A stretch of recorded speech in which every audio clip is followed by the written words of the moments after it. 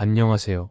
여러분 성경에서 빠진 책들, 왜 빠졌는지, 그리고 어떤 메시지를 담고 있었는지 궁금하지 않으세요?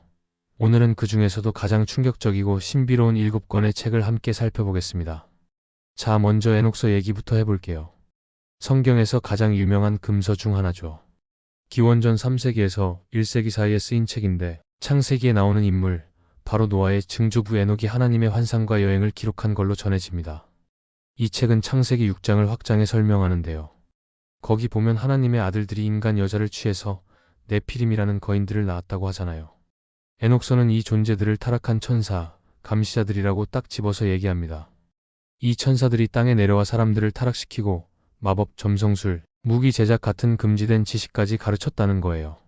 하나님은 결국 이들을 심판하시고 그들의 거대한 후손들이 세상에 큰 파멸을 가져오게 됩니다. 에녹은 하늘로 올라가 하나님의 보좌, 천상의 무리, 그리고 의인은 구원받고 죄인은 벌받는 미래 심판까지 보게 되죠. 게다가 메시아의 오심과 마지막 평화의 시대까지 예언해요. 초기 유대인들과 그리스도인들이 굉장히 존중했던 책인데 교회 지도자들은 이걸 금지했습니다. 이유는 지나치게 세세한 천사 이야기, 독특한 우주론, 그리고 너무 묵시록적인 분위기 때문이었죠. 지금은 에티오피아 정교회에서만 성경으로 인정하고 있어요. 도마복음. 다음은 도마복음입니다. 이건 굉장히 흥미로운 책인데요. 1세기부터 2세기에 기록된 걸로 봅니다. 그런데 이게 예수님의 삶이나 죽음, 부활 이야기를 담은 게 아니에요.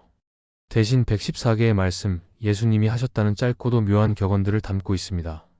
예를 들어, 내 형제를 내 영혼처럼 사랑하라 같은 건 기존 복음서랑 비슷하죠. 근데 나무를 쪼개면 내가 거기 있다.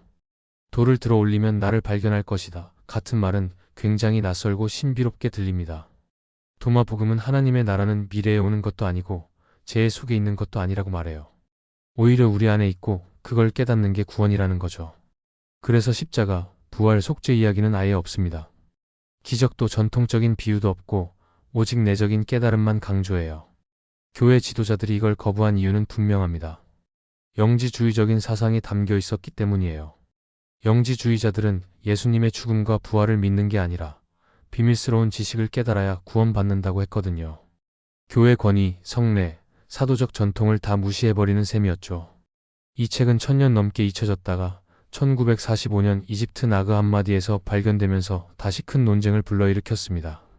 마리아 복음서. 그리고 이제 마리아 복음서입니다. 2세기경에 쓰인 걸로 보이는데요. 여기서는 마리아 막달라가 예수님의 부활 이후에 제자들에게 비밀, 가르침을 전해주는 권위 있는 인물로 등장합니다. 베드로가 아니, 어떻게 여인에게 이런 계시를 맡기셨겠어? 하고 도전하자 마리아는 주님은 나를 사랑하시고 나를 신뢰하셔서 이 말씀을 전해주셨다고 담대히 답합니다.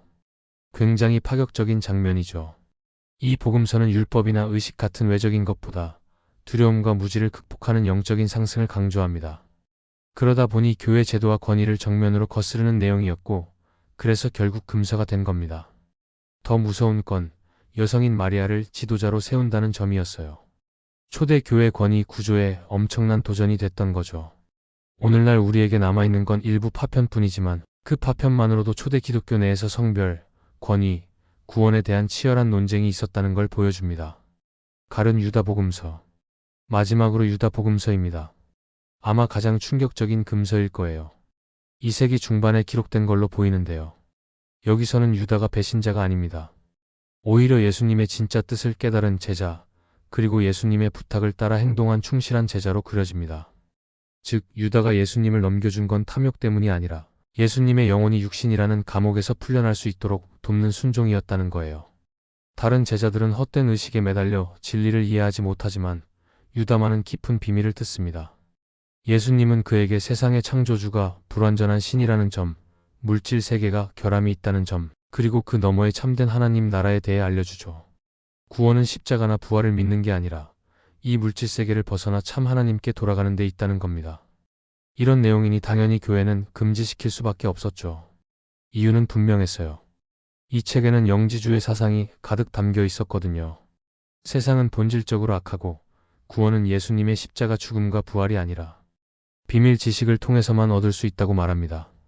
그러니 교회의 가르침, 곧 그리스도의 십자가와 부활을 통한 구속을 정면으로 부정한 셈이었죠.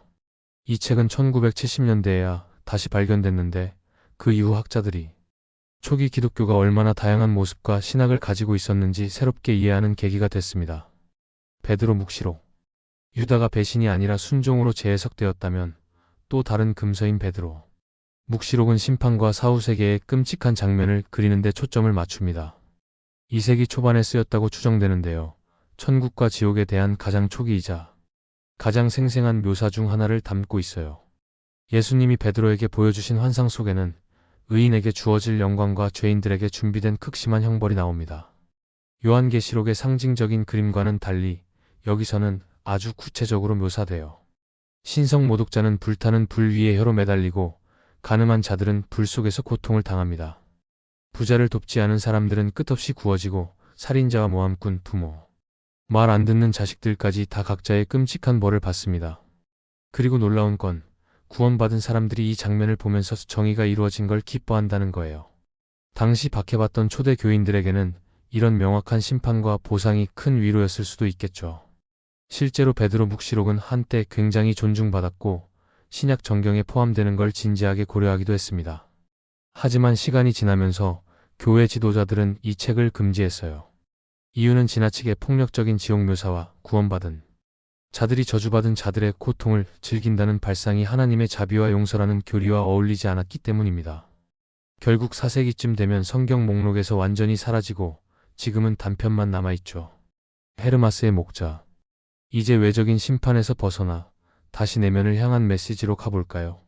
헤르마스의 목자라는 책입니다. 2세기에 기록된 이 책은 초기 기독교 금서 중에서도 가장 길고 또 당시에는 엄청나게 인기가 많았던 작품이에요. 이 책은 전직 노예였던 헤르마스가 여러 천상의 존재들로부터 환상과 계명, 비유를 받는 구조로 되어 있습니다. 그 중에서도 목자 모양으로 나타난 천사가 가장 유명하죠. 내용의 핵심은 아주 분명합니다. 이미 세례받은 그리스도인이라도 죄를 지으면 진심으로 회개하면 여전히 용서받을 수 있다는 거예요. 탐욕, 위선, 교회 내 분열을 강력히 경고하면서 도덕적인 순결과 회개를 강조합니다. 비유 중에서는 교회가 세워지고 있는 거대한 탑의 모습이 유명합니다. 교회가 벽돌 하나하나로 세워지듯 신자들의 인내와 거룩이 모여서 완성된다는 메시지죠. 그래서 의식이나 직분보다 개인의 거룩한 삶이 더 중요하다고 말합니다. 초기에는 이 책이 성경처럼 함께 읽히기도 했어요. 심지어 초기 성경 4권 모음집에도 포함됐을 정도죠. 하지만 시간이 흐르면서 교회는 이 책을 성경에서 제외했습니다. 이유는 단순해요. 도덕적 교훈은 유익하지만 사도들의 권위 있는 글처럼 신적 권위가 없다는 판단이었기 때문이죠.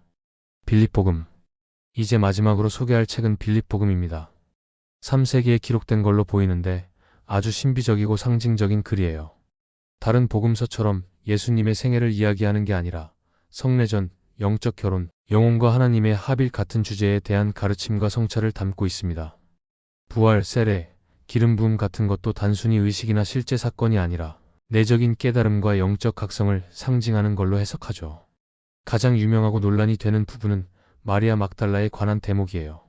예수님의 동반자로 묘사되면서 다른 제자들보다 예수님이 더 사랑했고 심지어 자주 입을 맞추셨다는 언급까지 나옵니다. 이게 실제 연인 관계를 뜻하는 건지 영적 친밀함을 상징하는 건지는 학자들 사이에서도 지금까지 논쟁거리죠. 빌립복음은 결국 금지됐습니다.